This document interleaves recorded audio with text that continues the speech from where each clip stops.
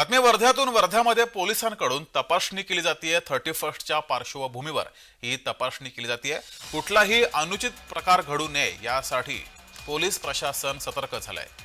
तर ही वर्ध्यामधील दृश्य आहेत। वर्ध्यामध्ये पोलीस प्रशासनाकडून सर्वच ठिकाणची तपासणी केली जाते। कुठलाही अनुचित प्रकार घडू नये यासाठी ही खबरदारी घेतली जाते।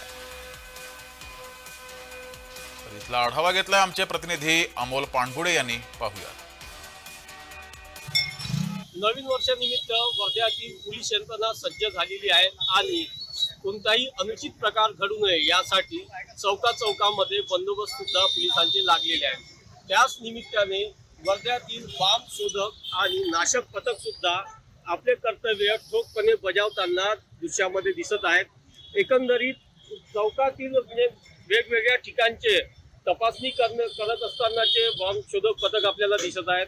आपण दृश्यामध्ये बघतोय की हीच ती बॉम्ब शोधक आणि नाशक पथक आहेत, ज्यांनी वर्ध्यातील आरबी नाका चौकामधील विविध सार्वजनिक ठिकाणी असलेल्या बंड्या असेल किंवा वाहने असेल हे सुद्धा यांनी या ठिकाणी तपासलेले आहेत की वाहनामध्ये असेल किंवा कोणत्याही ठिकाणी कोणतीही अनुचित घटना घडू नये किंवा कोणतेही सदृश्य बॉम्ब असू नये किंवा कोणती वस्तू आढळली की हे तपासण्याचं काम हे पथक करतायत।